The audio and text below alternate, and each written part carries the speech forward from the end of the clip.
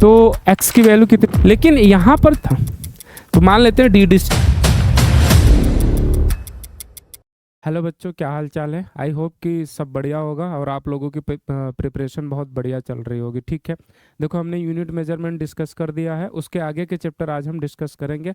आप पहले से जो थियरी आपकी है आप पढ़ के आ रहे हैं, बहुत बढ़िया बात है। अगर थोड़ी बहुत आपकी दिक्कत है तो यहाँ पर जो भी क्वेश्चंस आएंगे उससे रिलेटेड हम थियरी डिस्कस करते हुए चलेंगे। बेसिकली यहाँ पर थियरी भी रिवाइज हो रही है, लेकिन थियरी रिवाइज कैसे हो रही है, क्वेश्चन के थ्रू हो रही है। ठीक है, तो चलो स्टार्ट करते हैं, ज़्यादा टाइम नहीं लेंगे। ठीक है, देखो आज का जो पहला क्वेश्चन है हमारा, ये पहला क्वेश्चन है डिस्प्लेसमेंट और डिस्टेंस से रिलेटेड। ठीक है, डिस्टेंस एंड डिस्प्लेसमेंट से रिलेटेड आएंगे पहले क्वेश्चन। ठीक है, हालांकि इस पे बहुत क्वेश्चन नहीं मिलेगा आपको, कम ही क्वेश्चन है। ठीक है, तो देखो सबसे पहले अगर मैं डिस्प्लेसमेंट और डिस्टेंस की बात कर लूँ, यहाँ पर इधर डिस्प्लेसमेंट और यहाँ पर डिस्टेंस। ठीक है, तो डिस्टेंस के बारे में हमें पता है कि एक्चुअल पाथ लेंथ होती है। ठीक है, एक्चुअल पाथ लेंथ का मतलब जैसे मान लो कि एक पॉइंट है, यहाँ से पार्टिकल गया बी तक, बी से गया सी तक, सी से गया डी तक, तो जो डिस्टेंस की वैल्यू आ जाएगी वो आ जाएगी A B, length of A B plus length of B C plus length of C D हो जाएगा। लेकिन अगर यहीं पर मैं डिस्प्लेसमेंट की बात करूँ तो डिस्प्लेसमेंट क्या होती है? Shortest distance between initial and final position, initial and final position. अब शॉर्टेस्ट डिस्टेंस अगर पॉइंट ए से पॉइंट डी अगर आप कैलकुलेट कर रहे हो तो मुझे बताओ पॉइंट ए से पॉइंट डी तक ए वाली पॉइंट जो हो जाएगा, जो लाइन है यही शॉर्टेस्ट लेंथ हो जाएगी इसकी। यहाँ पर जो डिस्प्लेसमेंट की वैल्यू आ जाएगी वो कितनी आ जाएगी? ए डी लाइन की लेंथ हो जाएगी। ठीक है, अच्छा इतनी बात तो शायद आपको पता हो। इसमें कुछ दो तीन इंपॉर्टेंट बातें हैं जो आपको ध्यान रखना है। एक तो जनरल सी बात है कि डिस्टेंस जो है क्या है? स्केलर क्वांटिटी है। ठीक है, स्केलर है तो इसको आप डायरेक्शन की ज़रूरत यहाँ पर नहीं पड़ेगी। ठीक है, और दूसरी जो डिस्प्लेसमेंट है वो क्या है? वेक्टर है। ठीक है, वेक्टर है तो इसकी डायरेक्शन होगी, डायरेक्शन आपको निकालना पड़ेगा। ठीक है, डायरेक्शन होती कहाँ पर है? इनिशियल टू फाइनल की तरफ आपको इसका डायरेक्शन देखना पड़ेगा, इनिशियल टू फाइनल। ठीक है, अच्छा एक जो सबसे इम्पॉर्टेंट बात है कि अगर हमें दो पॉइंट पर पहुंचना है, ठीक है, सपोज मान लो कि एक पॉइंट ए हो गया और दूसरा पॉइंट यहाँ पर बी हो गया। ठीक है, अगर हमें एक पॉइंट से दूसरे पॉइंट पर जाना है तो उसके लिए जो डिस्टेंस है, इस डिस्टेंस की जो वैल्यू है वो मैनी वैल्यू हो सकती है। ठीक है, कई सारी वैल्यू हो सकती है। कैसे? एक तो मान लो हम सीधे चले गए, दूसरा मान लो मैंने ये पाथ फॉलो करा ऐसे गया, तीसरा मान लो मैं इधर से गया ऐसे गया ऐसे गया ऐसे गया, चौथा पाथ मान लो कि मैं घूमते घूमते इस तरह से गया। तो इस तरह से मेरे पास इनफाइनाइट नंबर ऑफ पॉसिबिलिटीज हैं ए से बी तक जाने के लिए। ठीक है, लेकिन अगर मैं डिस्प्लेसमेंट की बात करूंगा तो मुझे एक बात बताओ, डिस्प्लेसमेंट क्या है? शॉर्टेस्ट डिस्टेंस होती है। तो अगर आपको ए से बी तक जाना है तो ए से बी तक जाने के लिए जो शॉर्टेस्ट लेंथ है यही तो है। इसके अलावा को आप कोई भी पाथ यूज करोगे, सारे पाथ में क्या हो जाएगी? लेंथ ज़्यादा हो जाएगी। तो शॉर्टेस्ट पाथ लेंथ तो ए बी हुआ, तो इसका मतलब कि डिस्प्लेसमेंट का हमेशा जो वैल्यू होगा वो यूनिक वैल्यू होगा। दो पॉइंट के बीच अगर आप डिस्प्लेसमेंट कैलकुलेट कर रहे हैं तो उसकी वैल्यू यूनिक होगी, लेकिन अगर आप डिस्टेंस कैलकुलेट कर रहे हैं तो उसके इनफाइनाइट पॉसिबिलिटीज मिलती हैं, आप कई सारे वैल्यू उसकी मिल सकते हैं। ये आपकी स्टेटमेंट में पूछ सकता है ये पॉइंट, इसलिए मैंने इसको आपको बता दिया। समझ आई बात? ठीक है, चलो तो इससे रिलेटेड एक क्वेश्चन है, मेन यही इंपॉर्टेंट बात है। फिर बाद में आपको एसआई यूनिट वगैरह देखना है तो आपको पता है कि एसआई यूनिट इसका क्या हो जाएगा? मीटर हो जाएगा। ठीक है, डायमेंशनल फार्मूला कैपिटल एल से डिनोट करते हैं। ये सब बहुत बेसिक चीज़ें हैं, ये सारी चीज़ें आपको आनी चाहिए। ठीक है, चलो चलते हैं हम लोग आगे की तरफ। ठीक है, इस क्वेश्चन को हम लोग डिस्कस करते हैं, इसके बाद इसमें हम आगे बढ़ते हैं। देखो एक क्वेश्चन क्या कह रहा है? क्वेश्चन कह रहा है कि body is moving with constant speed in a circle of radius 10 metre. ठीक है, अच्छा बोला the body complete 1 revolution in 4 second. ठीक है, मान लेते एक सर्कल है, इसकी रेडियस 10 मीटर दिया हुआ है, हमसे बोल रहा है कि बॉडी 1 रिवॉल्यूशन कंप्लीट करती है 4 सेकंड में। मुझे एक बात बताओ, अगर इसका रेडियस सपोज आर बोल दे तो 1 रिवॉल्यूशन में कितना डिस्टेंस चल रहा है? 2 पाई आर। ये कितने सेकंड में चल रहा है? 4 सेकंड में। ठीक है, आगे चलते हैं। At the end of 3rd second the displacement of the body from its starting point. इसके स्टार्टिंग पॉइंट से सबसे पहले ये देखना होगा कि जब तीसरा सेकंड खत्म होगा तो बॉडी होगी कहाँ पर, ठीक है। देखो अगर इस पॉइंट ए से बॉडी चली तो मुझे एक बात बताओ, पूरा कंप्लीट करने में अगर 4 सेकंड लग रहा है तो हाफ पर यहाँ पहुंचेगा, 2 सेकंड पर यहाँ पहुंचेगा, और 3 सेकंड पे कहाँ पहुंच जाएगा बॉडी। अब देखो यहाँ से यहाँ तक आने में 2 सेकंड लगा तो इसका हाफ हो जाएगा, कहीं इधर पहुंचेगा, पॉइंट बी मान लेते हैं, ठीक है। बताओ 3 सेकंड में यहाँ पहुंचेगा। अरे यार ऐसे कर लेते हैं, देखो पाई आर जाने में 2 सेकंड लग गया, ठीक है, और फिर पाई आर बाई 2 जाने में लगेगा 1 सेकंड, ऐसे भी कर लो 1 सेकंड, तो टोटल कितना हो गया 3 सेकंड। और हम जा कितना रहे, यहाँ से यहाँ तक पाई आर, और यहाँ से यहाँ तक कितना हो जाएगा पाई आर बाई 2, तो बेसिकली ये पहुंचेगा यहाँ पर। अब हमें निकालना क्या है, हमें निकालना है डिस्प्लेसमेंट। मुझे एक बात बताओ, ए से बी के बीच यही बनेगा डिस्प्लेसमेंट, इसी की वैल्यू निकालना है। बताओ क्या ये राइट एंगल ट्रायंगल बन गया क्या, ए बी 10 मीटर इसके रेडियस के बराबर हो जाएगा, ए बी 10 मीटर हो जाएगा। आपको ये ए बी कैलकुलेट करना है तो रूट में क्या हो जाएगा 10 का स्क्वायर प्लस 10 का स्क्वायर हो जाएगा। भाई एक को परपेंडिकुलर आप मानोगे, दूसरे को आप क्या मान लोगे, बेस मान लोगे, और ये हाइपोटेनस आपको बेसिकली कैलकुलेट करना है। तो बताओ यहाँ से 10 कॉमन ले लोगे, ब्रैकेट में क्या बचेगा 10√2 मीटर बचेगा। आपका आंसर क्या हो गया 10√2 मीटर। बताओ समझ आई बात, इजी क्वेश्चन था, ठीक है। ऐसे क्वेश्चन नीट के सवाल में, नीट के एग्जाम में पूछते हैं, ठीक है। चलो अच्छा आगे चलते हैं। अगला क्वेश्चन क्या कह रहा है sorry, a particle is moving with constant speed in a circular path. अच्छा स्पीड का क्वेश्चन आ गया, ठीक है। When the particle turns by an angle 90 degree the ratio of instantaneous velocity to its average velocity. अच्छा देखो velocity की बात करिए, थोड़ा सा डिस्कशन कर लेते हैं यहाँ पर वेलोसिटी के बारे में।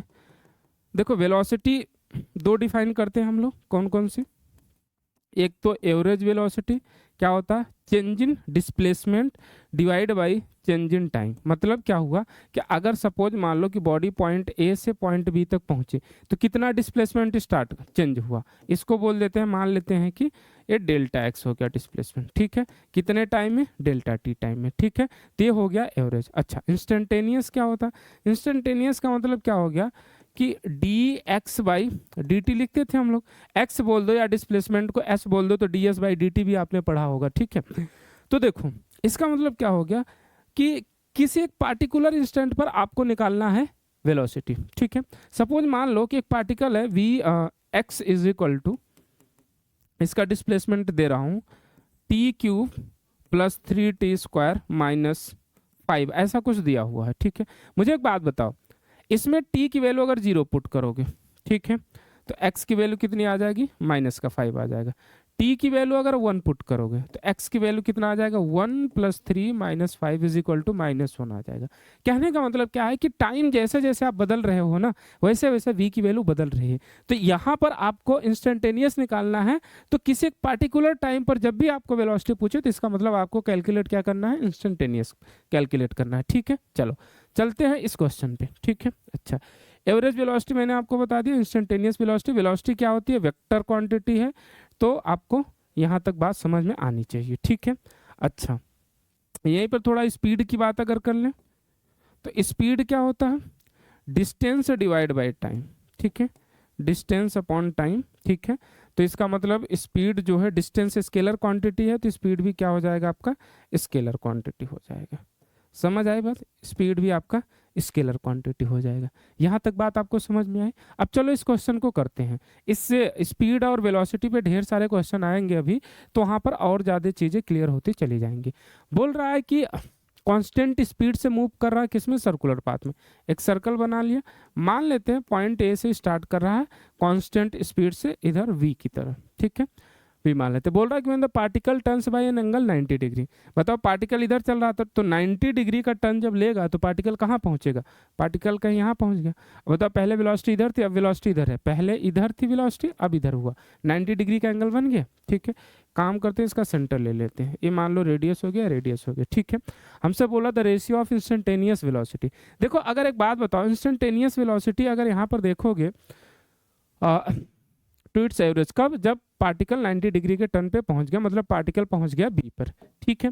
जब पार्टिकल बी पर पहुंच गया तो मुझे एक बात बताओ, बी पर जो इंस्टेंटेनियस वेलोसिटी होगी क्या वो वी होगी। भाई इस पॉइंट पर तो यही होगी ना, क्योंकि डायरेक्शन अगर डायरेक्शन भी ले लेते हैं तो वी, और इस डायरेक्शन में जा रहा है तो क्या हो जाएगा माइनस का आई कैप हो जाएगा, ठीक है। चलो वेलोसिटी है तो वेक्टर फॉर्म में लिख लेते हैं, ठीक है। लेकिन हमें एवरेज पूछा तो बेसिकली ये इसके मैग्नीट्यूड का ही एवरेज पूछा। आप देखो, क्योंकि अगर आप आंसर में देखोगे तो आंसर में क्या दिया है, सब नंबर दिया हुआ है, ठीक है। तो देखो अब यहाँ पर बताओ मुझे एवरेज वेलोसिटी, बेसिकली यहाँ पर इस क्वेश्चन में ट्विस्ट क्या है कि एवरेज वेलोसिटी आपको कैलकुलेट करनी है। मैंने अभी आपको बताया एवरेज वेलोसिटी का फॉर्मूला कितना, delta x divide by delta T, कि कितना टाइम लगा, कितना डिस्प्लेसमेंट कवर हुआ। बताओ ए से बी में यही डिस्प्लेसमेंट कवर हो रहा है क्या? अरे बताओ, डिस्प्लेसमेंट यही है। फिर से आप देखो, ए राइट एंगल ट्रायंगल बन गया, इसका बेस हो गया, ए इसका परपेंडिकुलर हो गया और ए इसका हाइपोटेनस हो गया। तो हाइपोटेनस निकालने का फॉर्मूला क्या, रूट में परपेंडिकुलर का स्क्वायर प्लस बेस का square, R square plus R square क्या हो जाएगा, आर रूट 2 हो जाएगा। आपके पास डिस्प्लेसमेंट आ गया। अब मुझे टाइम निकालना है कि बताओ टाइम यहाँ से यहाँ तक जाने में कितना लगा। देखो स्पीड मुझे पता है, अगर मुझे किसी तरह ये पता चल जाए कि कितना डिस्टेंस कवर कर रहा है तो मैं उसको कैलकुलेट कर सकता हूँ, उसका टाइम निकाल सकता हूँ। क्योंकि देखो speed v is equal to D by T होता है, तो हमें t निकालना है ना, तो d बाई वी हो जाएगा। अब मुझे एक बात बताओ, क्या मैं डिस्टेंस निकाल सकता हूँ? एक बात बताओ, हर 90 डिग्री के एंगल पर जो सरकमफेरेंस होता है 2 पाई आर होता है, कब? जब एंगल 360 कवर होता है। अभी एंगल कितना कवर हो रहा है? एंगल 90 कवर हो रहा है। तो बताओ इसका 4 टाइम्स कम एंगल कवर कर रहा है, तो इसका मतलब जो ये डिस्टेंस सरकमफेरेंस कवर करेगा वो भी 4 टाइम्स कम करेगा। मतलब कि 90 डिग्री पर कितना कवर हो जाएगा, पाई आर बाई 2 कवर होगा, ठीक है। तो इतना डिस्टेंस कवर हो रहा है। ये डिस्टेंस समझ में आया ना भाई? देखो पूरा सरकमफेरेंस कितना होता है, 2 पाई आर होता है। जब ये 360 रोटेट करता है तो अब देखो 90 रोटेट कर रहा है, मतलब इससे 4 टाइम्स कम है, तो इससे भी 4 टाइम्स कम कर दो तो कितना हो जाएगा, पाई आर बाई 2 हो जाएगा, ठीक है। ऐसा आपको देखना है, ठीक है। तब यहाँ से टाइम निकालना है हमें। टाइम निकालो, बताओ कितना आ जाएगा। टाइम आ जाएगा डी बाई वी। डी कितना आया हमारे पास, पाई आर बाई 2 आया है, और v तो हमारे पास v है स्पीड, ठीक है। अच्छा, अब हमें निकालना है इसका रेशियो। ले लो रेशियो, किसका किसका लेना है, instantaneous to its average. Instantaneous कितना है, v है। मैग्नीट्यूड का ही लेना v divide by pi R by 2v। Instantaneous हमारे पास है v और ये हो जाएगा पाई आर बाई 2, और v से टाइम हमने निकालना था ना, डेल्टा एक्स आया। अच्छा अभी एवरेज नहीं निकला, सॉरी सॉरी सॉरी, एवरेज निकालो। ये तो टाइम आ गया हमारे पास इतना, तो एवरेज निकालोगे तो v एवरेज जो मिला डी एक्स ना, डेल्टा एक्स कहाँ गया, x की वैल्यू आई थी आर रूट 2 और डिवाइड बाई टाइम आया पाई आर बाई 2v। तो r से एक r कैंसिल है, ऊपर चला जाएगा तो 2 रूट 2 v बाई पाई आ जाएगा। ये ऊपर गया 2 रूट 2 और v हुआ, नीचे बचा पाई। अब जरा देखो तो यहाँ पर v इंस्टेंटेनियस v आ गया, एवरेज आया हमारे पास 2 root 2 v by pi. v से v कैंसिल आउट हो जाएगा, पाई ऊपर चला जाएगा तो पाई इस टू 2 रूट 2। तो हमसे दिया हुआ है कि पाई इस टू एक्स रूट 2, तो x की वैल्यू बताना, इससे कंपेयर कर लो ना। पाई इस टू एक्स रूट 2, तो रूट 2 की जगह रूट 2, एक्स पाई की जगह पाई है, 2 की जगह क्या है, x है। तो x की वैल्यू कितनी आ गई, 2 आ गई। बताओ समझ आया? हमें पहले क्या निकाला, v इंस्टेंटेनियस हमें देखना स्पीड कांस्टेंट है, तो किसी भी पार्टिकुलर पॉइंट पर जो मैग्नीट्यूड का वेलोसिटी का मैग्नीट्यूड होगा वो क्या रहेगा, वो स्पीड के इक्वल रहेगा, ठीक है। इसके बाद हमें निकालना था एवरेज। एवरेज निकालने के लिए आपको लिए चाहिए क्या, पूरा डिस्प्लेसमेंट चाहिए। पूरा डिस्प्लेसमेंट हमने निकाल लिया, कितना आया था, आर रूट 2 आया था। उसके बाद चाहिए टाइम। टाइम निकालने के लिए हमें स्पीड पता है, डिस्टेंस पता हो जाए तो हम निकाल सकते हैं। तो डिस्टेंस पता किया हमने, पाई आर बाई 2, स्पीड v था, तो हमारे पास टाइम आ गया। यहाँ से v एवरेज निकाला हमने और v instantaneous divide by v average कर दिया, तो हमारा आंसर आ गया। बताओ समझ में आई यहाँ तक बात, ठीक है। चले आगे, चलो। सॉरी, बोल रहा है horse rider covers half the distance with 5 metre per second. अच्छा, the remaining part of the distance was travelled with speed 10 metre per second and half the time for the half the time and 15 metre per second for other half the time. अच्छा, the mean speed of the rider average. Basically क्या पूछा है, average speed पूछा है, S average पूछा हुआ, ठीक है। एवरेज स्पीड निकालने के कई सारे तरीके हैं। अब यहाँ पर कई बार कंडीशनल तरीका लग जाता है और कई बार नहीं लग पाता। पहले इस क्वेश्चन को करेंगे, इसके बाद अगर कोई ऐसा आएगा क्वेश्चन तो हम लोग देख लेंगे कि कोई ऐसा कॉन्सेप्ट निकल के आ रहा है क्या, ठीक है। सबसे पहले देख लेते हैं, ए से बी तक गया हाफ डिस्टेंस के लिए d/2, मान लेते हैं टोटल डिस्टेंस d है, तो हाफ डिस्टेंस के लिए d/2 और कितने से गया, 5 से गया। ये जो रिमेनिंग हाफ बचा, ठीक है, इसको बोल रहा है, मान लेते हैं बी से सी, ठीक है, बी से डी कर लेते हैं इसको, ठीक है। बोल रहा है कि जो d/2 डिस्टेंस बचा, इसमें t अगर मान लेते हैं टाइम टोटल t लग रहा है, तो t/2 जो टाइम चला वो चला 10 से, और मान लेते हैं पहुंच गया सी से, और सी से डी जो गया वो t/2 टाइम के लिए गया 15 से, ठीक है। कहने का मतलब क्या है कि पहला जो हाफ डिस्टेंस ट्रेवल करा 5 से, ठीक है, उसके बाद जो अगला हाफ डिस्टेंस है उसको 2 इक्वल टाइम में कवर करा, हाफ टाइम में। सपोज मान ले टोटल 1 घंटा लग रहा था, तो आधे घंटा जो चला वो 10 से चला, और नेक्स्ट जो आधा घंटा था उसको किससे चला, 15 से चला, ठीक है। तो ये चीज़ हमें पता। अब यहाँ से हमें एस एवरेज निकालना। देखो एस एवरेज निकालने का मतलब क्या है कि टोटल डिस्टेंस चाहिए आपको और टोटल टाइम चाहिए। एस एवरेज का फॉर्मूला क्या है, यहाँ पे लिख लेते हैं। एस एवरेज का फॉर्मूला है total distance divide by total time, ठीक है। तो टोटल डिस्टेंस तो हमने डी मान लिया है, अब टोटल टाइम हमें निकालना है। देखो अगर मैं इस वाले पार्ट का टाइम t1 बोल दूं तो t1 में निकाल सकता हूं भाई। देखो d is equal to, sorry, अगर मैं स्पीड लिखूं s is equal to d/t, तो t इज इक्वल टू क्या हो जाएगा, d/s हो जाएगा। मतलब स्पीड डिस्टेंस कितना है, d/2, और किससे चला, 5 से। देखो सब मीटर पर सेकेंड में दिया हुआ था, हमें कोई दिक्कत लेने की बात नहीं है। तो बताओ यहाँ पर कितना हो जाएगा, होल डिवाइड बाई 5, तो t1 की जो वैल्यू आ जाएगी वो d/10 आ जाएगी, ठीक है। अब जरा इधर चलते हैं। देखो एक काम करते हैं कि अगर a t/2 है और a भी t/2 है, तो एक काम करते हैं ना, इसको मान लेते हैं x1 और इसको मान लेते हैं x2। तो क्या मैं x1 कैलकुलेट कर सकता हूँ? x1 क्या है, x1 है डिस्टेंस, ठीक है, यहाँ तक की डिस्टेंस BC की।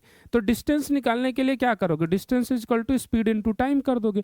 स्पीड यहाँ पे कितना है, 10, टाइम है t/2, तो x1 जो आ जाएगा हमारे पास 10 t/2, तो हो जाएगा 5,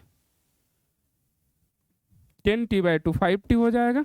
और x2 निकालोगे तो कितना हो जाएगा, 15 इंटू t/2, तो हो जाएगा 15 t/2 हो जाएगा। बताओ यहाँ तक बात समझ में आए? देखो ऐसा कर क्यों रहे हैं, देखो हमने जो है ना t को माना है वेरिएबल, ठीक है, यहाँ तक की डिस्टेंस हमें पता है d/2 है, तो क्या मैं d/2 is equal to x1 plus x2 लिख सकता हूँ? मुझे यहाँ पर t चाहिए बेसिकली, क्योंकि यहाँ से b से d तक जाने का टाइम क्या है, t है, तो t/2 इधर था, t/2 इधर था। अगर t किसी तरह मिल जाए मुझे, तो t1 मुझे मिल चुका है, t भी मिल जाएगा, टोटल टाइम मिल जाएगा, और टोटल डिस्टेंस में d पता ही है, तो हमारा क्वेश्चन सॉल्व हो जाएगा। अब देखो यहाँ से आगे चलते हैं। यहाँ से जब हम आगे चलेंगे तो बताओ मैं क्या लिख सकता हूँ यहाँ से। देखो d/2 is equal to x1 कितना है मेरे पास, 5t, प्लस x2 कितना है, अब 15t/2 है, ठीक है। ये कितना हो जाएगा, देखो इधर एलसीएम लोगे 10t 15t 25t/2 हो जाएगा। तो यहाँ से t अगर मैं निकालूं, 2 से 2 कैंसिल आउट हो जाएगा, तो t की वैल्यू जो आ जाएगा, देखो 25 यहाँ मल्टीप्लाई कर रहा, तो इधर आके क्या करेगा, डिवाइड करेगा, तो t की वैल्यू d/25 आ गया, ठीक है। बस यहाँ पे रखो सारी वैल्यू। देखो t1 की वैल्यू कितना है हमारे पास, t1 की वैल्यू है d/10, प्लस t2 की वैल्यू कितनी है, d/25 है, d कॉमन लेके कैंसिल आउट कर दें, तो बताओ कितना बचेगा, ऊपर 1 और यहाँ से एलसीएम ले लो। एक काम करो, इसमें मल्टीप्लाई करो 5 से और इसमें मल्टीप्लाई करो 2 से, तो ऊपर भी 5 से मल्टीप्लाई होगा और इधर 2 से होगा, तो 5 to 7 डिवाइड बाई 50, ये ऊपर चला जाएगा 50/7। आया है क्या आंसर? x/7 दिया है, तो हमें x की वैल्यू पूछा है, तो एस एवरेज बताओ यहाँ से समझ में आया? अरे भाई देखो हमें क्या करना था, टोटल डिस्टेंस चाहिए था, टोटल टाइम चाहिए था। डिस्टेंस टोटल हमने d मान लिया। बोल रहा है कि पहले हाफ टाइम के लिए जो चल रहा है वो पहले हाफ डिस्टेंस के लिए चल रहा है वो 5 से चल रहा है। मैंने बोला ठीक है, तो वहाँ का टाइम मैं निकाल सकता हूँ ना, t is equal to d/v से, ठीक है। उसके बाद जो अगला हाफ था उसको 2 टाइम में चल रहा है, 2 इक्वल टाइम में चल रहा है, t/2 10 से चल रहा था और t/2 15 से चल रहा था, ठीक है। तो वहां से मैंने क्या करा कि पहले देखा कि जो हाफ टाइम के लिए चल रहा है वो कितना डिस्टेंस चल रहा है, x1 मान लिया, अगला हाफ टाइम x2 मान लिया। तो यहाँ से x1 और x2 वैल्यू हमने किस में निकाल लिया, डिस्टेंस के टर्म में निकाल लिया। जब मैंने डिस्टेंस के टर्म में निकाल लिया तो बताओ मुझे कि डिस्टेंस मुझे पहले से पता है d/2, तो d/2 is equal to x1 plus x2 होगा। इसकी वैल्यू टाइम के टर्म में मैंने पुट करा, बेसिकली मुझे यहाँ का t चाहिए था टाइम। अब यहाँ से t मिल गया, यहाँ से t1, टोटल टाइम मेरे पास मिल गया और टोटल डिस्टेंस d मेरे पास पता था, तो मेरा आंसर आ गया 50/7। और यहाँ पर इसको कंपेयर कर लो x/7 से, तो यहाँ से देखो x की वैल्यू कितनी मिल गई, x की वैल्यू हमारे पास मिल गई 50। बताओ समझ में आई यहाँ तक बात या नहीं आई, ठीक है। चलो अच्छा, इसमें एक आध कॉन्सेप्ट देख लेते हैं जो कभी कभी शॉर्टकट में यूज हो जाता है, ठीक है। इधर ही रेस कर रहा हूँ। देखो अगर मान लो कि मेरे पास सपोज मेरे पास एक डिस्टेंस है a से b तक d, ठीक है। बोल रहा है कि पहला हाफ जो है d/2 वो v1 से चलता है, इसको c बोल देते हैं, इसको a बोल देते हैं, और अगला जो हाफ है d/2 उसको v2 से चलता है। तो जरा एवरेज बताओ देखो अगर ये स्ट्रेट लाइन में चलेगा तो s average v average same होगा, क्यों, क्योंकि डिस्टेंस और डिस्प्लेसमेंट सेम रहेगा, ठीक है। अगर ये स्ट्रेट लाइन में नहीं चलेगा तो डिस्टेंस डिस्प्लेसमेंट की वैल्यू अलग अलग हो जाएगी। तो जो एवरेज स्पीड है और एवरेज वेलोसिटी है वो दोनों अलग अलग आएंगे, ठीक है। यहाँ पर बेसिकली ज़्यादातर जो एवरेज का पूछता है ना वो स्पीड का ही पूछता है ऐसा, ठीक है। और वेलोसिटी का पूछेगा तो आपको डिस्प्लेसमेंट निकाल के कर लेना है, ठीक है। तो देखो एक बात बताओ मुझे, यहाँ से मुझे वी एवरेज चाहिए, मैंने क्या करा, यहाँ से टाइम निकाला, t1 क्या हो जाएगा d/2 और v1 नीचे आएगा तो फिर आके यहाँ पे मल्टीप्लाई कर लेगा, और t2 कितना आ जाएगा, t2 आ जाएगा d/2 v2 आ जाएगा। अब बताओ अगर मैं s एवरेज लिखूंगा तो मैं क्या लिखूंगा, total distance d, total time कितना हो जाएगा d/2 v1 plus d/2 v2, d common लेके कैंसिल आउट हो गया, तो बचा क्या 1 divide by 1/2 v1 plus 1/2 v2। LCM ले लो, एलसीएम लोगे तो कितना हो जाएगा 2v1 2v2 और ये 4v1 v2 ऊपर चला जाएगा, 4v1 v2 ऊपर चला गया, नीचे 2 कॉमन ले लोगे तो क्या बचेगा, नीचे बचा कितना, यहाँ से ऊपर चला गया ना तो v1 प्लस v2 बचा, ठीक है। इससे कैंसिल आउट हुआ 2 हुआ, तो एस एवरेज की वैल्यू आए 2v1 v2 divide by v1 plus v2 आया, ठीक है। तो देखो यहाँ से एक सीरीज शायद पढ़े होंगे, वैसे नीट वाले तो कहाँ ही पढ़े होंगे, ठीक है। जेई वाले एक सीरीज बोलते हैं हार्मोनिक सीरीज, उसको छोड़ो, बस यहाँ से कॉन्सेप्ट बना लेते हैं। देखो अगर मैं लिखूं जैसे हम पैरेलल रजिस्टर का आर इक्विवेलेंट निकालते हैं ना, तो उसी तरह से अगर मैं इसको लिखता S1/S average is equal to 1/V1 plus 1/V2, अगर मैं इसको लिखता, ठीक है, तो ये क्या बन जाता, देखो इसका एलसीएम लेते फिर आप v1 plus v2 divide by v1 v2 बनता, और ये 1/s है तो s एवरेज यहाँ से जो आता v1 v2 बाई कितना आ जाता v1 प्लस v2, ठीक है। लेकिन हमें लाना क्या है, हमें लाना है 2v1 v2 upon v1 plus v2 ना। तो एक काम करो, एक काम क्या करना है, हमें इसको 2 कर लो, अगर देखो दो वेलोसिटी में डिवाइड हो रही है, ठीक है, v1 v2 में, तो 2/s average is equal to 1/v1 plus 1/v2। अब देखो यहाँ से अगर करोगे तो इसको उल्टा किए तो इधर 2 आता, 2 जाके फिर इधर मल्टीप्लाई कर लेता, तो 2v1 v2 upon v1 plus v2। तो अब इसका शॉर्टकट निकल के क्या आया, शॉर्टकट निकल के आया यहाँ से कि अगर एक डिस्टेंस को दो हाफ डिस्टेंस के लिए दो अलग अलग वेलोसिटी से जब कोई भी पार्टिकल चल रहा है, सपोज d डिस्टेंस है तो d/2 चला v1 से और d/2 चला v2 से, तो अगर वहां पर आपको एवरेज निकालना हो तो आप डायरेक्ट लिखो 2/s average is equal to 1/v1 plus 1/v2, direct आप लिखो और इसी को सॉल्व कर लो, एस एवरेज की वैल्यू आपको मिल जाए। एस की एवरेज क्या है, एवरेज स्पीड है। समझ आई बात यहाँ तक, क्लियर सबको, चले आगे, ठीक है। तो ये एक शॉर्टकट निकल के आया। बाकी इससे नीट में कई बार सवाल बन जाते हैं, अदरवाइज ज़्यादातर केस में तो आपको क्या करना पड़ेगा, ज़्यादातर केस में आपको बेसिक कॉन्सेप्ट लगाकर ही निकालना है। तो अगर आप बेसिक कॉन्सेप्ट को ही प्रैक्टिस ढंग से कर लेते हो तो ऑलमोस्ट टाइम उतना ही लगता है, ठीक है। आपको फटाफट से क्लिक करेगा, आप कर जाओगे क्वेश्चन को, ठीक है। चलो आगे चलते हैं। आगे बोल रहा है particle is moving with speed v is equal to इतना along positive x axis, calculate the speed of the particle at t is equal to tau. अच्छा, assume that particle is at origin at t is equal to 0। देखो हमें निकालना है speed tau पर, ठीक है, और मूव कर रहा है स्पीड इस तरीके से, ठीक है। तो देखो v is equal to B root X दिया। अच्छा बताओ v को मैं क्या लिख सकता हूँ।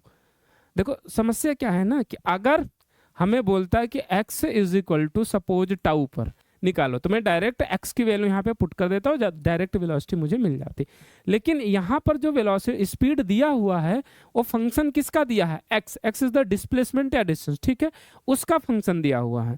और हमसे जो पूछ रहा है वो बोल रहा है कि टाइम t अगर हम पुट कर रहे हैं टाउ तो उसमें बताओ। तो सबसे पहले वेलोसिटी को, इस कॉन्सेप्ट को इसको समझना है हमें कि सबसे पहले अगर वेलोसिटी हमें डिस्प्लेसमेंट या डिस्टेंस का फंक्शन दिया हुआ है और हमें टाइम किसी टाइम पे पूछ रहा, तो उस वेलोसिटी को कन्वर्ट करके सबसे पहले कहाँ ले जाना पड़ेगा, हमें ले जाना पड़ेगा पहले टाइम के फंक्शन में, फिर जाके वहां से निकल के आएगा कि क्या बनेगा, ठीक है। तो देखो मैं यहाँ से क्या लिख सकता हूँ इसको, ठीक है, कॉन्सेप्ट मैंने बता दिया आपको।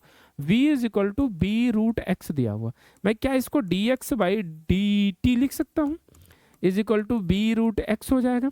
अब बताओ dx, x को एक तरफ लाओ, divide by root x is equal to B dt हो जाएगा। इंटीग्रेट करो, देखो बोल रहा है कि t इज इक्वल टू 0 पर पार्टिकल कहाँ था, ओरिजिन पर, मतलब x इज इक्वल टू 0 हो जाएगा। भाई ओरिजिन का मतलब x एक्सिस भी 0 होगा, y एक्सिस भी 0 होगा, समझ आई बात, ठीक है।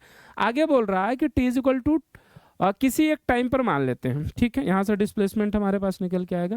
बेसिकली हमसे पूछा है कैलकुलेट द स्पीड ना, तो स्पीड पूछा, ठीक है। देखो तो यहाँ से मुझे एक बात बताओ कि t is equal to suppose t रख लेते हैं, वैसे स्पीड इसमें calculate the speed of the particle at time t is equal to 0, speed पूछा, चलो करके देखते हैं। t इज इक्वल टू एक t मान लेते, पहले तो आप डिस्प्लेसमेंट को टाइम का फंक्शन बना लो, उसको डिफ्रेंशिएट करके वेलोसिटी मिल जाएगी हमें, ठीक है। तो मान लेते हैं उस समय डिस्प्लेसमेंट x रहा होगा, जरा इसको डिफ्रेंशिएट करो, सॉरी इंटीग्रेट करो इसको, तो देखो ऐसा लिखा हुआ है integration 1 by root x d x लिखा हुआ। इसको मैं क्या लिख सकता हूँ, इसको लिख सकता हूँ इंटीग्रेशन ऑफ एक्स के पावर -1 बाई 2 डी एक्स। अब इसको इंटीग्रेट करोगे तो हमें पता है कि पावर में 1 ऐड हो जाती है और जितना आएगा उसी से डिवाइड कर दोगे। तो बताओ -½ अगर +1 में से -½ अगर हटाओगे तो हाफ बचेगा और इधर भी नीचे हाफ बचेगा, ये हाफ ऊपर चला जाएगा 2 और इसको मैं लिख सकता हूँ रूट एक्स, ठीक है। तो यहाँ से इसको डिफ्रेंशिएट करने के बाद आया 2 रूट एक्स और लिमिट कहाँ से कहाँ तक 0 टू x तक पुट करना है। इधर हो गया b कांस्टेंट बाहर आ गया, dt का इंटीग्रेशन t और लिमिट 0 टू 2 पुट करना है, ठीक है। यहाँ से x पुट करोगे तो आपको मिलेगा 2 रूट एक्स ही और इधर हो गया bt हो गया, समझ आई बात, ठीक है। चलो एक काम करते हैं, 2 को उधर ले जाते हैं, तो इधर बचेगा root x is equal to b t by 2, यहाँ से x निकालो तो b square t square by 4 हो गया, ठीक है। x आ गया, मुझे वेलोसिटी चाहिए v, तो अगर डिस्प्लेसमेंट टाइम का फंक्शन है और वेलोसिटी v आपको निकालना है तो बताओ क्या लिख सकते हैं, v is equal to d x by d t, differentiate कर दो। तो d x by d t करोगे, डिफ्रेंशिएट करोगे, देखो बी स्क्वायर तो कांस्टेंट है ऐसे ही रहेगा, इसको क्या लिख सकते हो 2t बाई 4, इससे कैंसिल आउट होगा तो बी स्क्वायर टी बाई 2 हो जाएगा। अब हमें वेलोसिटी चाहिए as t is equal to tau पर, देखो मिल गया ना वेलोसिटी, यहाँ टाइम का फंक्शन मिल गया। अब कह रहा है कि t is equal to tau पर बताओ आप, तो t is equal to tau put कर दो यहाँ टी की जगह, तो कितना मिल जाएगा आपको b square tau divide by 2 मिल जाएगा, b square tau divide by 2, b square tau divide by 2, option number b correct हो गया। बताओ समझ आई बात कि नहीं समझ में आई, क्लियर सबको बात, यहाँ पे समझ आया नहीं आया, ठीक है। देखो करना क्या, हमें क्वेश्चन की डिमांड को देखना है और उसको समझना है कि डिमांड कर क्या रहा है। अब देखो यहाँ पर हमें दिया था वेलोसिटी, किस में दिया था, डिस्प्लेसमेंट का फंक्शन में, ठीक है। अगर स्पीड मान लोगे तो क्या हो जाएगा, डिस्टेंस का फंक्शन। आपको चाहिए किस में, और बोल रहा है कि t is equal to tau, एक टाइम दिया उस पर निकालना, तो भाई सबसे पहले वेलोसिटी को या स्पीड को टाइम के फंक्शन में ले जाओगे ना, बिना टाइम के फंक्शन में ले जाए आप कैसे कर सकते हो, ठीक है। चलो आगे चलते हैं, बढ़िया क्वेश्चन था। क्वेश्चन दिया हुआ है कि two buses p and q start from a point at the same time and moving within a straight line and their positions are represented by x p इतना एंड एक्सक्यू इतना, at what time both the buses have same velocity. देखो क्या कर रहा है कि इधर से दो बस को स्टार्ट करना है, ए और एक बस यहाँ पर है बी, ठीक है। एक का पोजीशन वेक्टर जो है वो दिया हुआ है alpha T plus beta T square, start from a point at the same time, ठीक है। और एक्स क्यू ये मान लेते हैं क्यू है, ये पी है हमारे पास। एक्स क्यू जो दिया हुआ है वो दिया हुआ F T minus T square. हमसे बोल रहा है कि एट व्हाट टाइम बोथ बस हैव सेम वेलोसिटी। या देखो डिस्प्लेसमेंट टाइम का फंक्शन दिया हुआ है, इसको अगर मैं डिफ्रेंशिएट कर दूं तो बताओ क्या वेलोसिटी ऑफ बस पी मिल जाएगा, ये हो जाएगा D x P by d T. जरा इसको डिफ्रेंशिएट करो, अल्फा बन जाएगा इधर टी स्क्वायर का 2t हो जाएगा तो 2 बीटा टी हो जाएगा।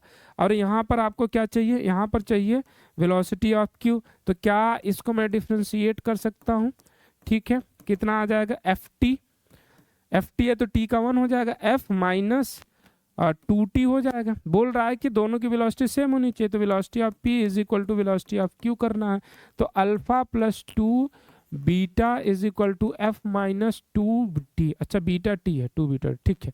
एक काम करते हैं, इसको उठाकर इधर लाते हैं और इसको उधर ले जाते हैं, तो बताओ 2 beta t minus 2 plus 2t is equal to f minus alpha हो जाएगा। टी यहाँ से कॉमन ले लो तो क्या बचेगा 2b,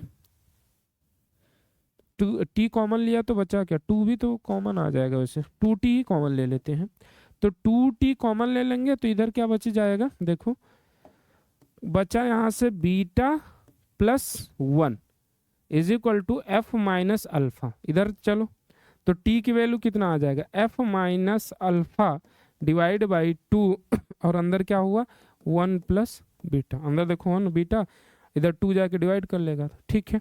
तो यहाँ से क्या आया alpha minus F minus alpha divide by 2 1 plus beta, option number D correct है। बताओ समझ आया, इसमें तो कुछ था ही नहीं ना।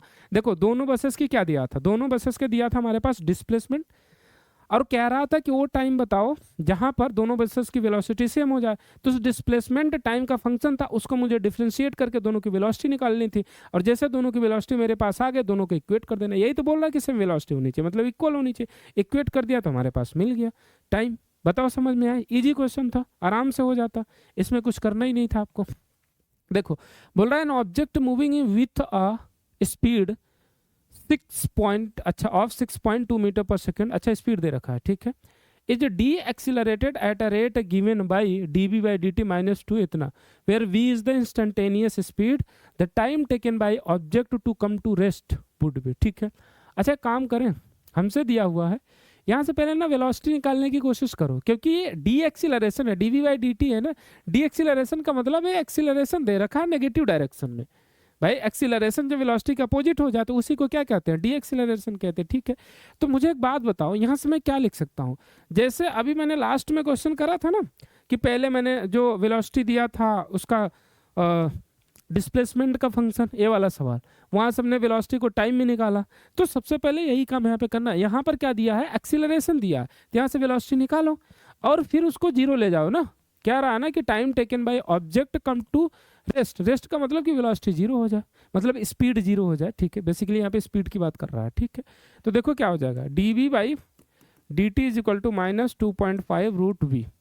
देखो नेगेटिव इसलिए भी दिया है, नेगेटिव देने का मतलब क्या है कि ये नेगेटिव डायरेक्शन में, मतलब वेलोसिटी के अपोजिट डायरेक्शन में, इसलिए इसको क्या बोल दिया डी एक्सेलरेशन बोल दिया, ठीक है। अच्छा मुझे एक बात बताओ, यहाँ से मैं d v by root v लिख सकता हूँ इज इक्वल टू माइनस 2.5 और डी टी हो गया। मुझे एक बात बताओ, इसको मुझे करना है क्या इंटीग्रेट करना, देखो इसको बाहर ले लेते हैं, कांस्टेंट है, ठीक है।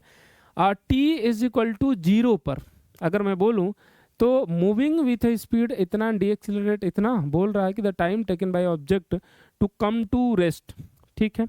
तो initially t is equal to 0 पर ऑब्जेक्ट किससे चल रहा था 6.25 से चल रहा था। मान लेते हैं t is equal to t time पर जो ऑब्जेक्ट है वो कहाँ पर आ जाएगा, रेस्ट पर आ जाएगा, ठीक है। रेस्ट मतलब 0 पर, ठीक है। अब देखो इसका मैं बार बार इंटीग्रेशन नहीं करूंगा। मैं आपको बता दिया था कि root dx by root x का जो इंटीग्रेशन करा था 2√x आया था। तो मुझे बताओ dv बाई रूट v का अगर मैं इंटीग्रेशन करूंगा तो 2√v आ जाएगा। बस सिंपल सी बात है, आपको याद रखना है इतनी बातें। तो बताओ यहाँ से 2√v आ गया और लिमिट 6.25 से 0 तक जाना है। इधर हो गया माइनस का 2.5 और इधर dt का इंटीग्रेशन t हो गया और लिमिट 0 to t हो गया। ठीक है, अच्छा मुझे एक बात बताओ, मुझे निकालना है टाइम ना। ठीक है, चलो एक काम करें, यहाँ से इसकी वैल्यू पुट करो। तो एक बार तो 0 पुट करोगे, 0 पुट करोगे, अपर लिमिट 0 पुट करे 0 हो गया, माइनस लोअर लिमिट 6.25 पुट करोगे तो 2 इंटू रूट में 6.25 इज इक्वल टू माइनस 2.5 और इधर तो t ही आएगा क्योंकि एक बार t अपर लिमिट माइनस 0 करोगे तो t मिल जाएगा। अच्छा मुझे एक बात बताओ, ये 0 का तो कोई मतलब हुआ नहीं, ये माइनस से माइनस कैंसिल आउट हो जाएगा। ये जो रूट में 6.25 है इस किसका स्क्वायर है? ये है 2.5 का स्क्वायर। तो इसको बाहर निकालो, 2 into 2.5 is equal to 2.5 into t. 2.5 से 2.5 कैंसिल आउट तो t की वैल्यू मिल गई हमारे पास 2 और किस में आएगी? सेकेंड। अरे बताओ समझ में आया कि नहीं आया?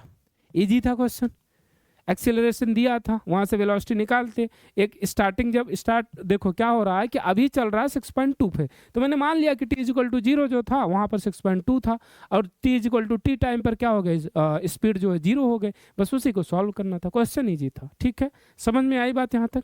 क्लियर सबको? ठीक है, चले अगले क्वेश्चन पर बढ़े आगे। ठीक है, जल्दी से बताओ, चले आगे। चलो भाई बहुत बढ़िया, क्वेश्चन नंबर 7 पे चलते हैं। क्या कह रहा है क्वेश्चन नंबर 7? बोल रहा बॉडी, अच्छा बॉडी रीचेज एन एयरपोर्ट, नहीं बॉडी नहीं बॉय होगा, सॉरी ये बॉय होना चाहिए, टाइपिंग मिस्टेक है। बोल रहा boy reaches the airport and find that the accelerator is not working, he walks up the stationary accelerator in time t1।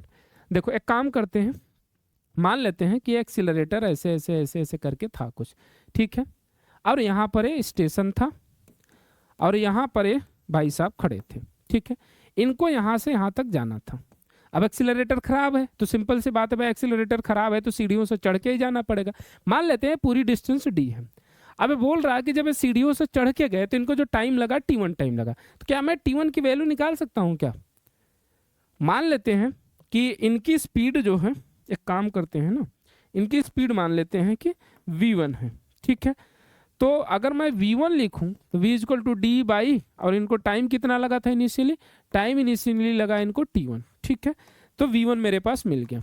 अब बोल रहा है कि जब ये दूसरे दिन पहुंचे तो क्या बोल रहा है कि he remains stationary on a moving accelerator, then the accelerator takes him up in t2 time. ये क्या करे, जाकर एक्सीलरेटर पर खड़े हो गए। उस दिन एक्सीलरेटर चल रहा था तो इनको जो वहां से ऊपर तक पहुंचने में टाइम लगा वो t2 टाइम लगा। तो ये बताओ इनको ऊपर अब की बार ले कौन गया? एक्सीलरेटर ले गया। तो यहाँ से क्या मैं एक्सीलरेटर की वेलोसिटी निकाल लूँ क्या? अरे भाई मैं तो जाकर खड़ा था ना, मैं नहीं चल रहा था, एक्सीलरेटर चल रहा था ना।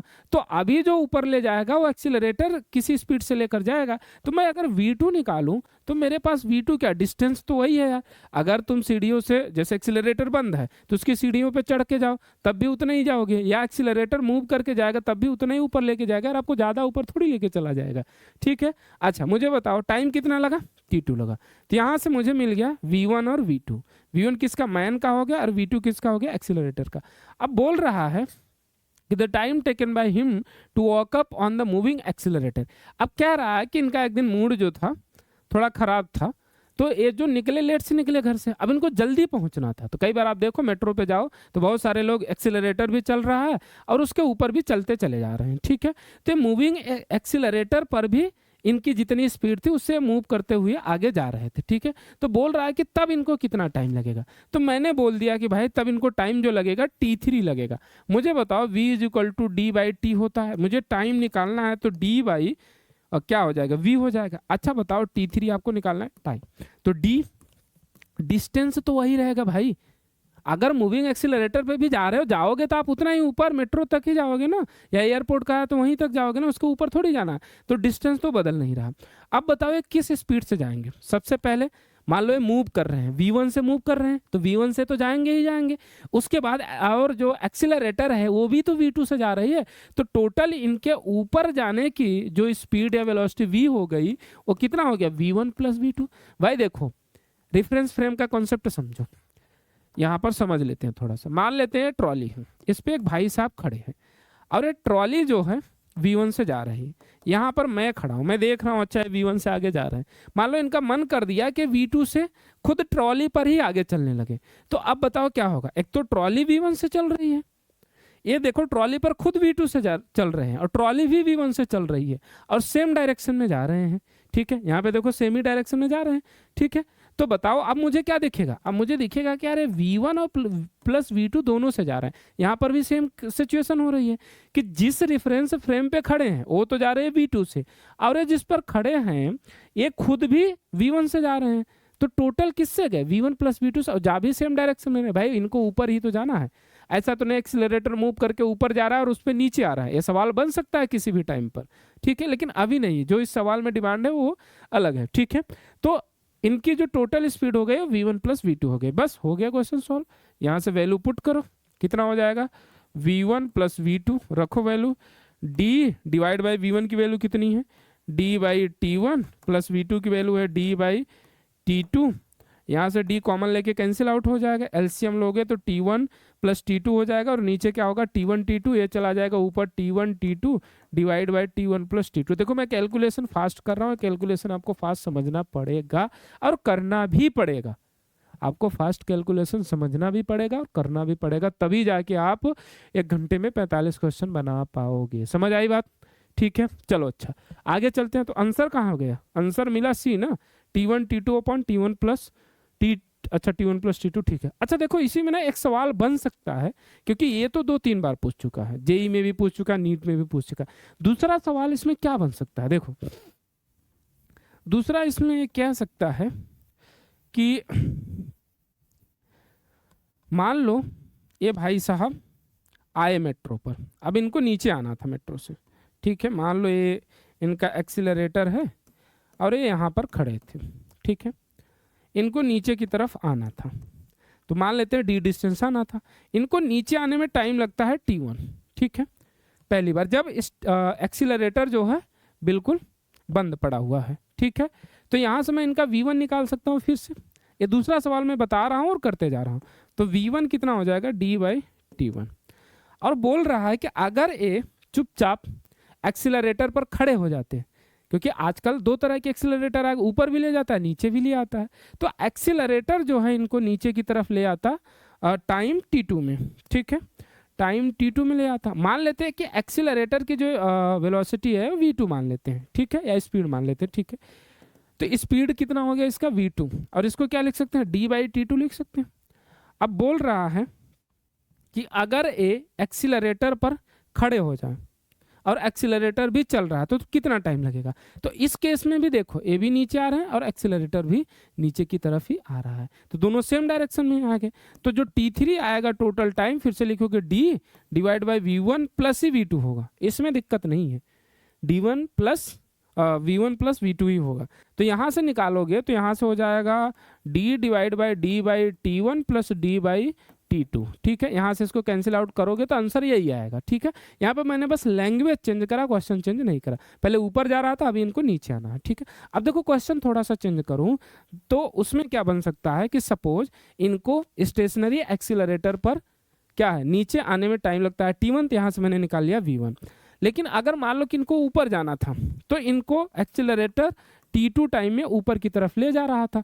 अच्छा बताओ, जब t2 टाइम में ऊपर की तरफ एक्सीलरेटर ले जा रहा था, यहाँ से मैं v2 निकाल सकता हूँ d बाई t2, ठीक है। अच्छा ठीक है, अब बोल रहा है कि एक्सीलरेटर तो ऊपर की तरफ जा ही रहा है, अगर ये ऊपर की तरफ जो एक्सीलरेटर मूव कर रहा है उस पर नीचे आना चाहे तो इनको टाइम कितना लगेगा, उस पर अगर ये नीचे आना चाहे तो टाइम कितना लगेगा। देखो अब एक्सीलरेटर कहाँ जा रहा है, ऊपर की तरफ v2 से, और इस पे कहाँ आ रहे हैं, नीचे की तरफ आ रहे हैं।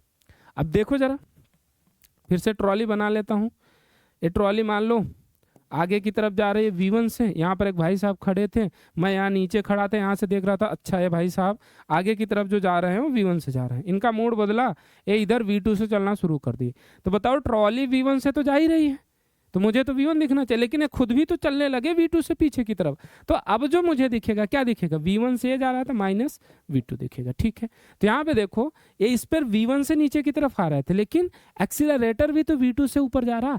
अब ये नीचे आ रहे हैं, नीचे आने में इनको टाइम लग रहा है, तो इसका मतलब क्या होगा कि V1 बड़ा होगा। ठीक है, तो यहाँ पर जो एग्जैक्ट V हो जाएगा V1 माइनस V2 हो जाएगा। ठीक है, अगर मान लो किसी ने V2 माइनस V1 लिख दिया तो कोई दिक्कत की बात नहीं, लास्ट में आंसर निकालोगे नेगेटिव आ जाएगा और उसको आपको पॉजिटिव बना लेना, क्योंकि टाइम कभी नेगेटिव होता नहीं है। ठीक है, बस अब यहाँ से देखो तो टोटल टाइम अब इनको कितना लगेगा उतरने में, बताओ भाई जल्दी से। V आ गया हमारे पास, डिस्टेंस पता है, तो बेसिकली T3 निकालना है, D डिवाइड बाई V होता है, D divide by V1 minus V2, और D V1 की वैल्यू कितनी है, D by T1 minus V2 की वैल्यू कितनी है, D by T2। D common लेके कैंसिल आउट करोगे, एलसीएम ले लो T2 माइनस T1, और नीचे बचेगा T1 T2 चला जाएगा ऊपर, divide by T2 minus T1 आके। बताओ समझ में आया या नहीं आया, ये सवाल बन सकता है।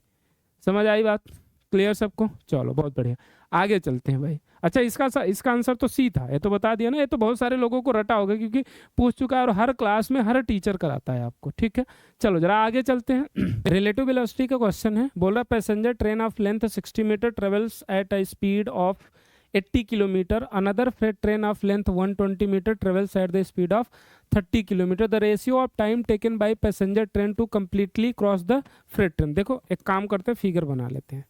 ठीक है, देखो मैकेनिक्स में क्या है ना कि अगर आप फिगर बना लिए, आप ट्राई करो कि जितने भी क्वेश्चन हो ना, खास तौर से मैकेनिक्स वाले पोर्शन का, आप उनका फिगर बनाने की कोशिश करो। अगर फिजिक्स में आपने फिगर बना लिया तो आप समझो कि आपकी अंडरस्टैंडिंग भी बढ़ेगी, क्लैरिटी भी बनेगी और क्वेश्चन का 50% सॉल्व भी हो गया। बस आगे तो फिर आपको कैलकुलेशन करना है। ठीक है, मान लेते हैं पैसेंजर ट्रेन है और ये जा रहा है कितने से, 80 से। ठीक है, इसकी लेंथ है 60। आगे हमारे पास है एक फ्रेट ट्रेन, ठीक है, और ये जा रही है 30 से, ये फ्रेट ट्रेन, और इसकी लेंथ है 120 मीटर। हमसे बोल रहा है कि ये एक दूसरे को क्रॉस करेगी, जो ये पैसेंजर ट्रेन है वो फ्रेट ट्रेन को क्रॉस करेगी। ठीक है, दो तरीके से। पहला केस में बोल रहा है कि ये जब सेम डायरेक्शन में मूव कर रही है। देखो जब दो ऑब्जेक्ट रिलेटिव वेलोसिटी से करेंगे, इसको मान लेते हैं VA से चल रहा है और ये VB से चल रहा है। ठीक है, तो अगर मुझे वेलोसिटी निकालना, relative velocity of A with respect to B, तो क्या लिखोगे, VA माइनस VB। तो इसका मतलब अगर दो ऑब्जेक्ट हैं, दोनों की अलग अलग वेलोसिटी है, तो एक ऑब्जेक्ट की दूसरे के रिस्पेक्ट में अगर आप रिलेटिव वेलोसिटी निकालते हो, जब दोनों सेम डायरेक्शन में चल रहे हैं तो नेगेटिव करना है। अगर यही दोनों अपोजिट डायरेक्शन में चल रहे हैं, तो सपोज B इधर चल रहा होता तो आप लिखते VA with respect to B, VA plus B। ठीक है, अच्छा पीछे मैंने क्या करा था, पीछे मैंने, अगर आपने ध्यान रखा होगा, तो ये V1 से चल रहा था ट्रॉली और ये V2 से चल रहा था, तो मैंने क्या करा था, V1 प्लस V2 कर दिया था इसकी वेलोसिटी का। क्यों कर दिया था, क्योंकि देखो यहाँ पर मुझे ग्राउंड से देखना है रिस्पेक्ट। यहाँ से देखो ये V1 से चल रहा है और ये क्या है, इसके ऊपर V2 से चल रहा है, तो दोनों सेम डायरेक्शन में चल रहे हैं ना, और मुझे तो देखना है ग्राउंड से। तो एक ऑब्जेक्ट, अब देखो अगर ये ट्रॉली V1 से चल रहा है तो इसका मतलब क्या है कि ये आदमी पर भी तो V1 लग रहा है, तो एक ही आदमी जो खुद V2 से चल रहा है और उसी को कोई खुद V1 से आगे लेके जा रहा है, तो बेसिकली एक ही ऑब्जेक्ट पर दो वेलोसिटी लग रही हैं। तो जब एक ही ऑब्जेक्ट पे दो वेलोसिटी लगती हैं तो सेम डायरेक्शन में ऐड हो जाएगा, अपोजिट डायरेक्शन में माइनस हो जाएगा। और यहाँ दो अलग अलग ऑब्जेक्ट हैं, दोनों की वेलोसिटी अलग अलग है, तो एक की दूसरे के रिस्पेक्ट में निकालोगे तो अगर सेम डायरेक्शन में तो माइनस होगी और अपोजिट डायरेक्शन में है तो प्लस होगी। बताओ समझ आई बात यहाँ तक। ठीक है, चलो अब जरा इस क्वेश्चन को सॉल्व करते हैं। इतना मैंने रिलेटिव वेलोसिटी का कॉन्सेप्ट आपको दे दिया। ठीक है, चलो हम मान लेते हैं कि अगर ये कंप्लीटली इसको क्रॉस करेगी तो ये इधर कहीं पहुंच जाएगी ट्रेन। बताओ 120 इसका था, 60 इसका था, तो टोटल डिस्टेंस इसको यहाँ से यहाँ तक कवर करनी पड़ेगी 180। तो डिस्टेंस तो इसको कवर कर रहा है 180, अच्छा मीटर, और किस स्पीड से, तो आप निकालोगे कितना, 80 से जा रहा है, सेम डायरेक्शन में 30 से जा रहा है, तो इसके रिस्पेक्ट में, अगर इसके रिस्पेक्ट में इसका देखोगे तो 80 माइनस 30 करोगे और ये हो जाएगा 50। एक किलोमीटर पर आवर में है, तो एक काम करो, इसको मीटर पर सेकंड में कन्वर्ट करने के लिए 5/18 से मल्टीप्लाई कर दो, 2 से कैंसिल आउट करोगे 9 और ये हो गया 25, तो ये हो गया 125/9 मीटर पर सेकेंड। तो बताओ यहाँ पर टाइम t1 कितना आएगा, d/v, d हमारे पास है 180 डिवाइड बाई v कितना है 125/9, तो ये हो जाएगा 180 इंटू 9 डिवाइड बाई 125। ठीक है। अच्छा, दूसरा केस लेते हैं, जब अपोजिट डायरेक्शन में चल रहे हैं। देखो अगर अपोजिट में चल रहे हैं तब भी डिस्टेंस, अरे यार देखो ट्रेन, जैसे मान लो ये 2 ट्रेन थी तो ये इधर गई ट्रेन, तो टोटल डिस्टेंस 180 हो गया। अब ये दोनों सेम में जा रहे थे, अब अपोजिट में भी जाएगा तो इतना तो क्रॉस करना ही पड़ेगा कंप्लीटली क्रॉस करने के लिए, तो इसका मतलब डिस्टेंस तो वही रहेगी। ठीक है, और डिस्टेंस अगर वही रहेगी तो बताओ कितना हो जाएगा, डी की वैल्यू 180 हो गया। अच्छा जरा मुझे बताओ टाइम वेलोसिटी, ये अपोजिट डायरेक्शन में चल रही, ऐड होंगी, मैंने बताया अभी रिलेटिव में, तो ऐड होंगी तो 80 और 30 कितना हो जाएगा, 80 प्लस 30 ये हो जाएगा 1110। ठीक है। अच्छा इसको 5/18 कर लो। ठीक है, 5/18, 2 से इसको कैंसिल आउट कर लो, ये होगा 55 और इधर कितना आ गया 9, तो कितना हो गया 55 इंटू, एक काम करो मल्टीप्लाई कर देते हैं 5 से, तो 5 5 जा 25, 5 5 जा 25 और 2 कितना 27 डिवाइड बाई 9 हो गया। यहाँ से टाइम निकालो t2, तो d/v करोगे, d कितना है 180 डिवाइड बाई v कितना है 275/9 और 9 चला जाएगा ऊपर, तो 180 इंटू 9 डिवाइड बाई 275। हमसे बोल रहा है कि जब they are moving in same direction and opposite direction उस समय का रेशियो, मतलब t1/t2 पूछा। t1 हमारे पास है 180 into 9 divide by 125 whole divide by 125 whole divide by क्या हो जाएगा 180 इंटू 9 डिवाइड बाई 275 ना, हाँ ठीक है, ये और ये तो कैंसिल आउट हो गया। ठीक है, ये दोनों देखो ये ऊपर जाएगा, सेम वैल्यू है, कैंसिल आउट हो जाएगा, और ये यहाँ से ऊपर आ जाएगा तो हो जाएगा 275/125, 25 से काटोगे ऊपर आ जाएगा 11 और नीचे आ जाएगा 5, तो आंसर इज 11/5। 11/5 मतलब ऑप्शन नंबर ए करेक्ट।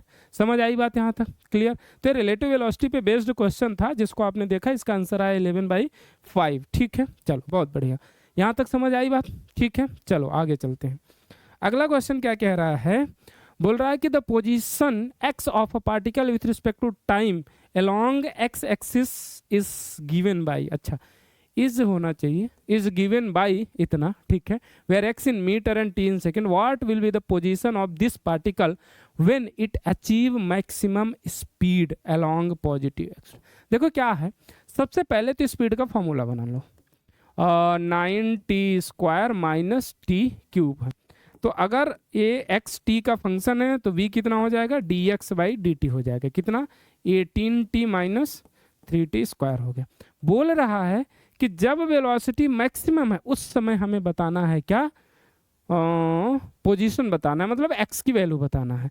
तो सबसे पहले तो वेलोसिटी को मैक्सिमम करो, अगर कोई भी वैल्यू हमारे पास है, ठीक है v, इसका मैक्सिमम या मिनिमम केस पूछ रहा है, तो सबसे आपको करना क्या है, इसको डिफरेंशिएट करो जिसके रिस्पेक्ट में पूछ रहा है। जैसे यहाँ टाइम के रिस्पेक्ट में पूछ रहा है ना, टी दिया है तो भाई यहाँ से टी ही तो बदलेगा मैक्सिमम मिनिमम के लिए, तो मैं करूँगा dv/dt और इसको 0 से इक्वेट करो, और यहाँ पर जो वैल्यू आए उसको उठा करके आप आगे पुट करो।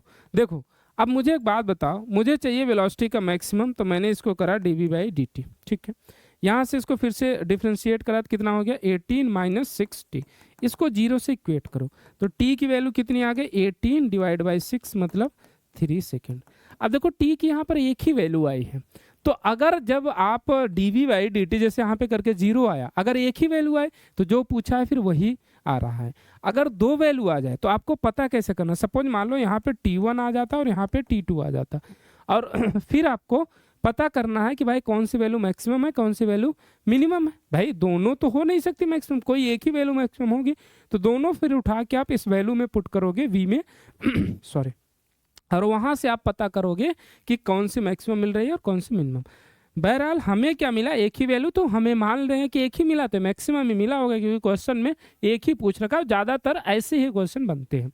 अब अगर t इज इक्वल टू यहाँ पर v मैक्सिमम हो रहा है और जब v मैक्सिमम है तो उसी समय x आपसे पूछा है, तो इसका मतलब t is equal to 3 second पर आपको x पूछा, तो x at t is equal to 3 second put करो। 9 इंटू 3 का स्क्वायर माइनस 3 का क्यूब, तो 3 का स्क्वायर 27, नहीं 9, ठीक है। 9 इंटू 9 कितना हो गया, 81 हो गया, माइनस यहाँ 3 का स्क्वायर है, कितना हो गया, 3 का स्क्वायर 3 का क्यूब है, सॉरी, यहाँ से एक बार फिर से देखो, x is equal to 9 into 3 का स्क्वायर माइनस 3 का क्यूब।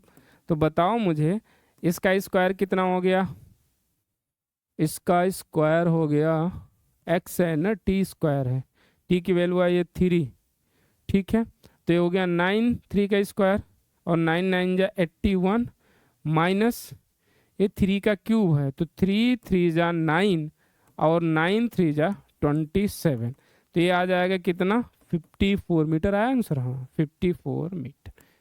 कई बार कैलकुलेशन करते करते भी आपका दिमाग थक सकता है, तो वहाँ पर काम नहीं करेगा, तो आराम से 10 सेकंड का पॉज लेना, पॉज लेने के बाद अगर पानी बॉटल है तो पानी पियो, फिर कैलकुलेशन करना, ठीक है।